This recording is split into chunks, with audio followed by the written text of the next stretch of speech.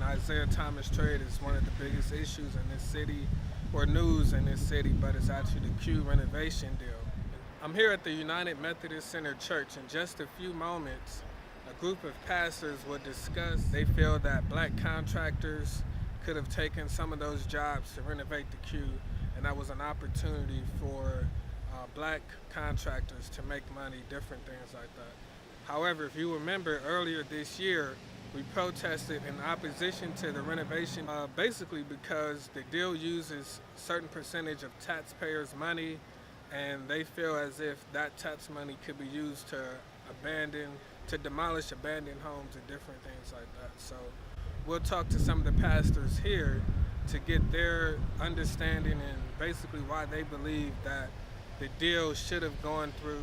Cleveland Clergy Coalition and United Pastors Mission and all African American clergy support the Q transformation deal because it provides jobs for our community. We have people who work at the Q on a regular basis, on a part-time basis, as well as a regular basis, and the construction jobs. In the words of the president of Black Contractors, Norm Edwards, there are 300 contractor jobs right now on hold that he has trained young men to work in the Building Trades Association that are on hold because this project has been stymied. We want these young men to work because we believe in pulling ourselves up by the bootstraps, but you got to have a strap to be pulled on, and that's a job. That's why we support this deal. Does the congregation feel that people should be allowed to vote on the matter, or should just go okay with the deal? The logistics of how that deal gets done is, we really don't care. That's not our issue. Our issue is we want to see this project get done. However, whatever it takes to get it done, let's get it done. That's our position. Okay, and what about the taxpayers' money portion?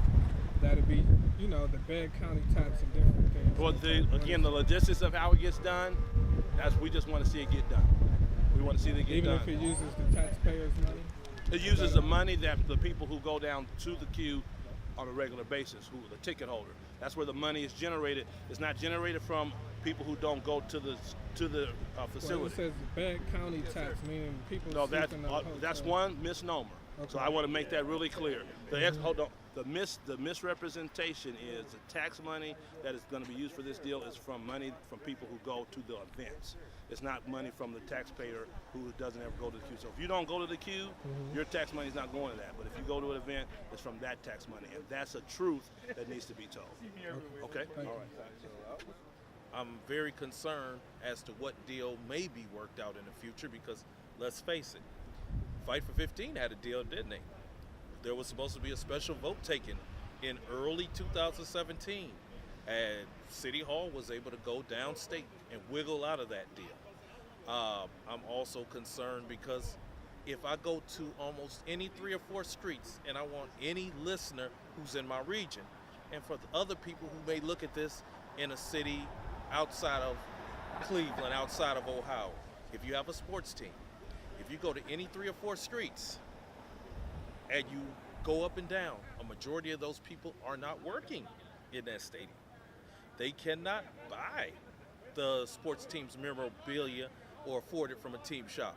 They get theirs for $5 or $10 at maybe gas stations or other lots or other things or knockoff brands because they can't afford it. That's true. And my thing is, since the very beginning, if I go to any 3 or 4 streets in any direction, you go there, you're going to find out a majority of those people, none of them are working on the inside of the Gateway Complex, the Q, or what have you. So this myth about jobs so far is a myth until it's being proved right or accurate. And I give you this one scenario. Right now, I believe 2 factions may have let things slip down and through their cracks.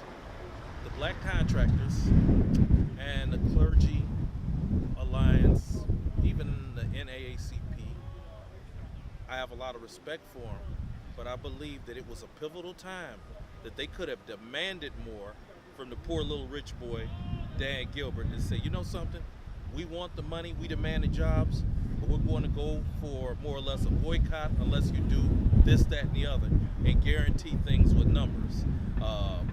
If Dan pulled a deal off the table, which he did, and then basically speaking says, I'm going to pack my ball up and go home or go elsewhere, what's to keep Jimmy Haslam, who's being investigated by the FBI, or the tribe owner, or anybody else from coming back and saying, let's renegotiate without bringing it to the people?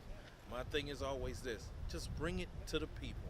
So that's where I'm at with that right now, and I'm hoping that other people will realize they have power, and they start to say, we're going to hold this person accountable and demand that they put money into certain things, equity value, instead of it always coming back on us.